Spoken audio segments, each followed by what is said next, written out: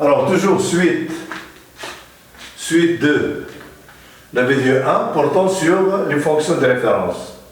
Alors, au niveau seconde, toujours lycée français. Alors, on se donne par exemple une fonction f de x égale quoi? Égale ax plus b. Et on me demande de déterminer les constantes a et b.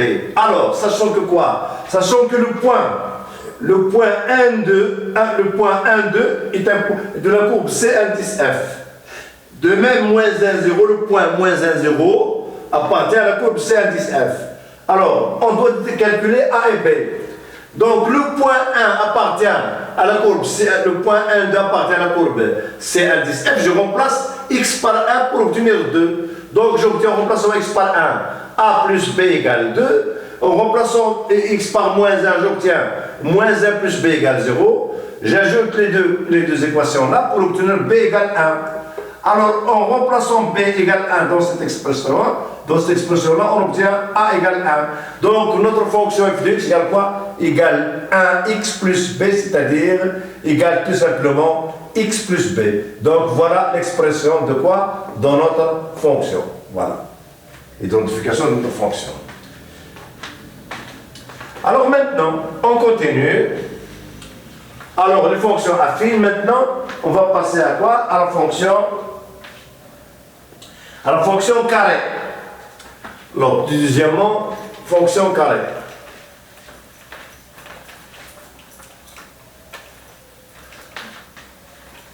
Deuxièmement, fonction carrée.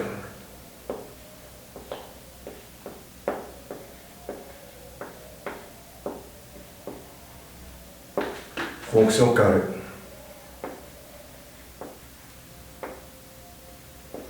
Alors, définition.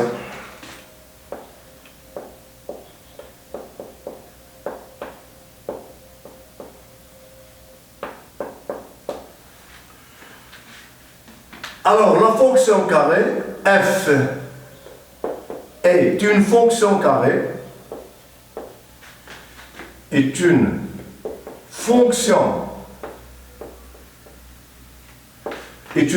carrée si et seulement s'il existe, si vous voulez, s'il s'écrit, s'il s'écrit sous la forme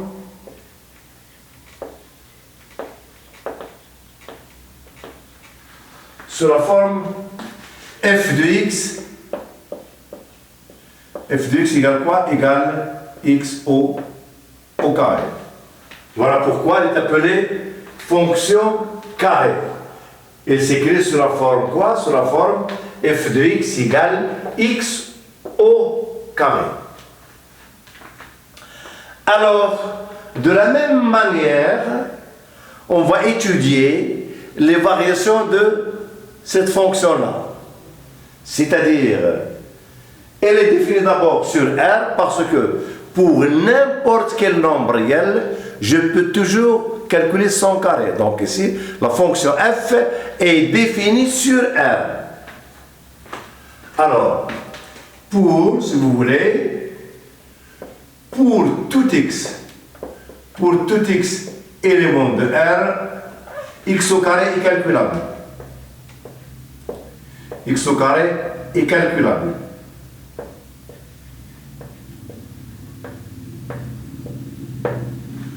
Donc, si vous voulez, f est défini sur R. F est défini sur R.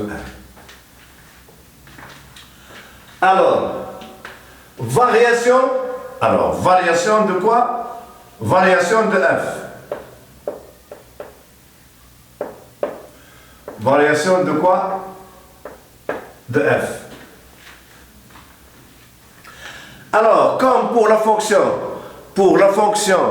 affine, on va examiner tout de même pour notre fonction carrée, on va examiner est-ce qu'il conserve l'ordre ou non. Là où il conserve l'ordre, la fonction sera croissante, Et là où il inverse l'ordre, la fonction sera décroissante. Donc ici, je vais choisir deux nombres réels. Alors, je choisis ici soit si vous voulez, soit A, élément de R, et B, élément de R.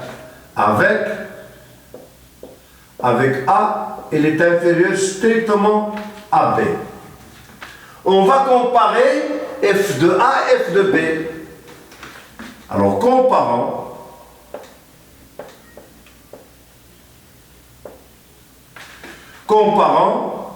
f de A et f de B. Pour comparer deux nombres, d'après votre patrimoine culturel, on étudie le signe de leur différence. Donc, je calcule f de A moins f de B. Donc, f de A moins f de B, il est égal à quoi? Il est égal à A au carré moins B au carré. Identité remarquable. F de A moins f de B égale quoi? Égale, si vous voulez, égale A plus B facteur de A moins B. Voilà. D'après notre hypothèse, regardez bien, qu'est-ce que nous avons? Ici, nous avons A est inférieur strictement à B. Donc, ça voudrait dire quoi? Ça voudrait dire tout simplement que quoi? Que A moins B est négatif. Donc, ici déjà, vous avez un coefficient qui est négatif. Voilà. Maintenant, A et B, on va les choisir. Une fois dans R+, et une autre fois dans R-.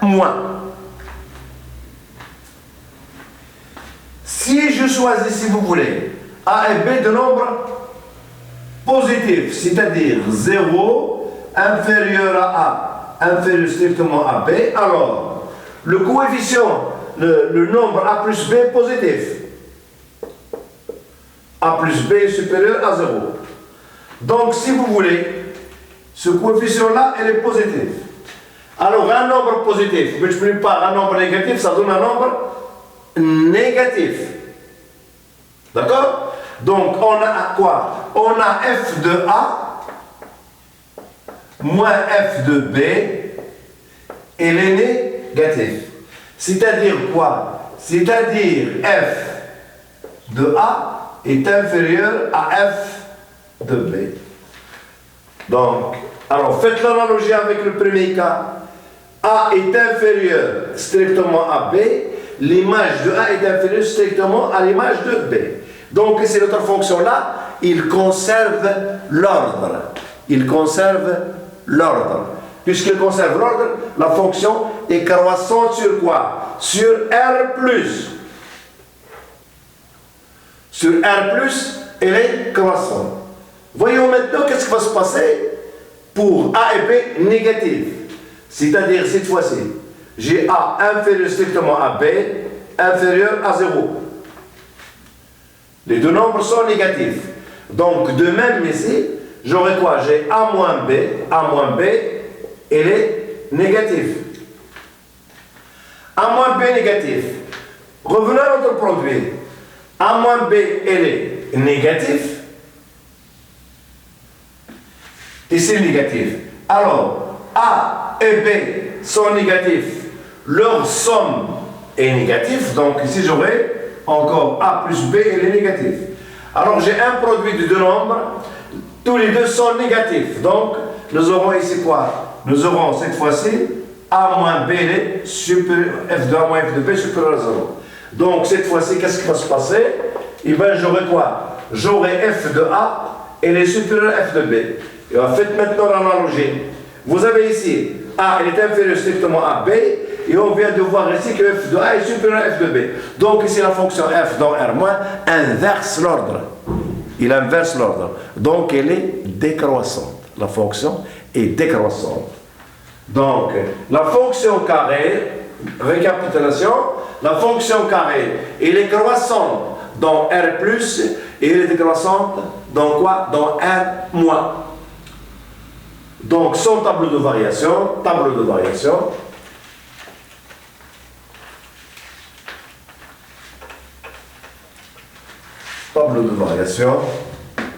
alors, tableau de variation, alors, donc, conclusion, si vous voulez ici, conclusion, alors, F est décroissante, F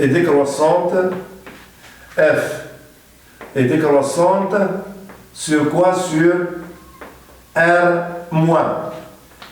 F est croissante sur R+. Donc, son tableau de variation. Alors, construisons le tableau de variation. Alors, tableau de variation.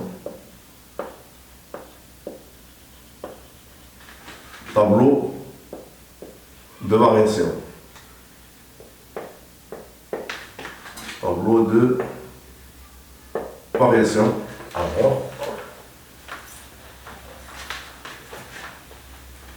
Alors voilà. Alors j'ai ma variable x. Alors ici, j'écris variation. Variation de f. Alors la fonction, elle est définie sur R tout entier. Mais, alors ici, je vais placer le point 0. Pourquoi? Parce que j'ai deux monotones différentes. Dans R+, j'ai une monotonie, dans R, et dans R-, j'ai une monotonie. Alors, il est décroissant dans R-. Alors ici, il est décroissant. Alors, on va calculer l'image de 0 par la fonction f.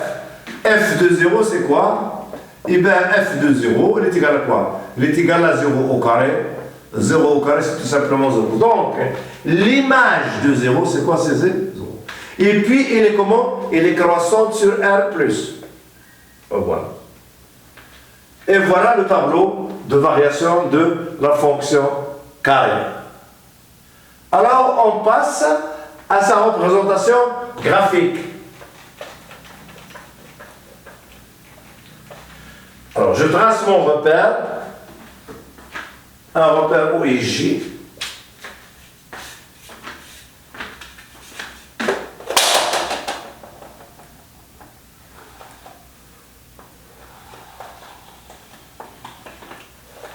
Voilà.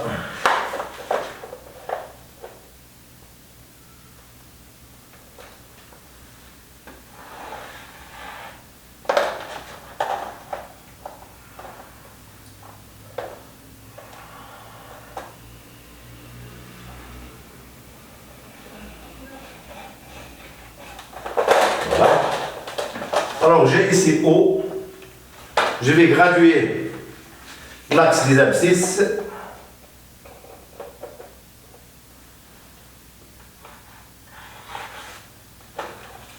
Et l'axe des ordonnées, je gradue. Alors, je vais graduer l'axe. Alors en graduant l'axe, voilà 1, donc si vous voulez, j'aurai ici 1, ici j'aurai 2, ici 3, ici 4 si vous voulez, ici 5 et ainsi de suite. Donc ici 3, ici 2, ici 1, ici 0. Alors de la même manière ici, si vous voulez, voilà.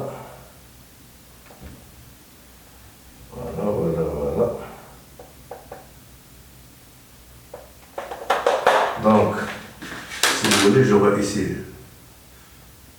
1, j'aurai 2, alors ici, j'aurai 3, ici j'aurai 4, ici j'aurai moins 1, j'aurai moins 2, j'aurai moins 3. Alors, je vais construire un certain tableau de valeurs. Alors, regardez bien. Alors, j'aurai ici x, et ici j'aurai f de x. Alors je donne à x la valeur 0 par exemple. Pour x égale 0, l'ordonnée f de x c'est quoi? C'est 0 au carré, ça va 0. Pour x égale 1, f de 1 c'est quoi? C'est 1. 1 au carré c'est 1. Pour x égale 2, f de 2 égale 4. Pour x égale moins 1, f de 1, f de moins 1 c'est quoi? C'est 1. Pour x égale moins 2, f de moins 2 c'est quoi? C'est 4. Pour x égale par exemple 3, f de 3 c'est quoi? C'est 9. Donc j'ai quelques points. Alors j'ai le premier point, à savoir le point 0, 0. On voit un point de la courbe. Le deuxième point, f de 1 c'est quoi? C'est 1. f de 1 c'est 1, donc voilà le deuxième point. f de 2 c'est 4. f de 2 c'est 4, donc je monte, voilà f de 2. f de moins 1 c'est quoi? f de moins 1 c'est 1. Donc voilà f de moins 1 c'est 1. f de moins 2 c'est quoi? C'est 4. f de moins 2 c'est 4. Hop, hop, voilà. f de moins 2, approximativement. Voilà. f de 3 c'est quoi? C'est 9. f de 3 c'est 9, je n'ai pas 9 ici. Donc vous voyez, ma fonction elle va passer par ces points-là, regardez bien. Donc voilà le dessin de la fonction. Alors elle passe par ce point-là. Voilà, voilà, voilà, voilà.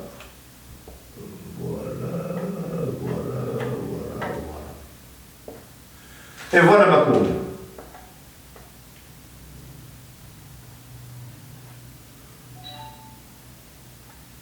Voilà ma courbe.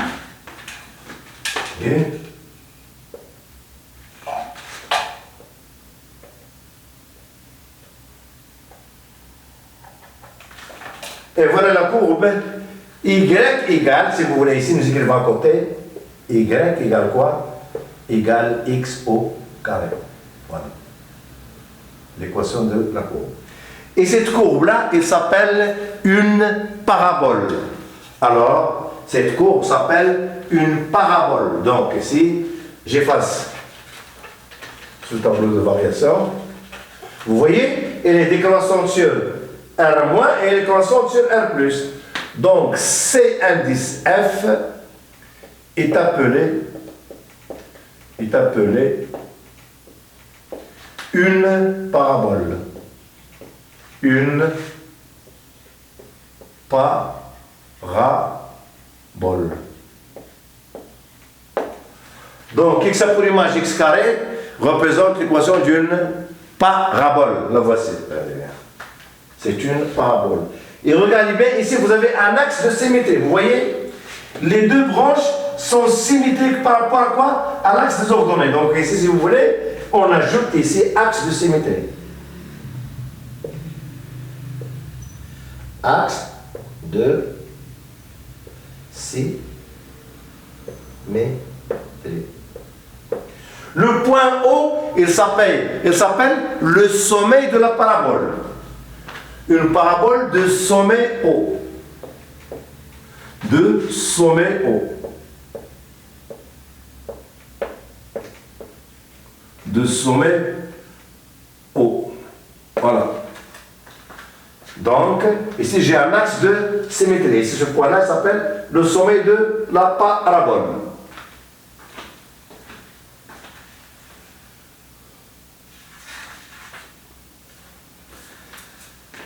Alors ici, la parabole, l'étude de la parabole est terminée. Maintenant, on va passer à la fonction inverse. À la fonction inverse. Alors, j'efface tout. J'efface tout.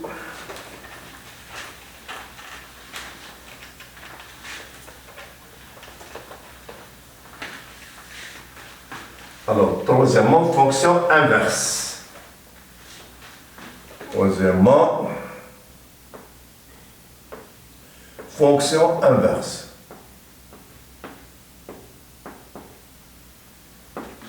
Fonction inverse.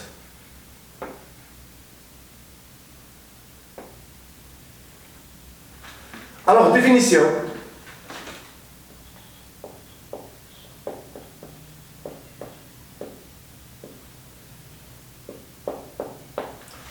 Alors, la fonction inverse, c'est tout simplement la fonction qui, à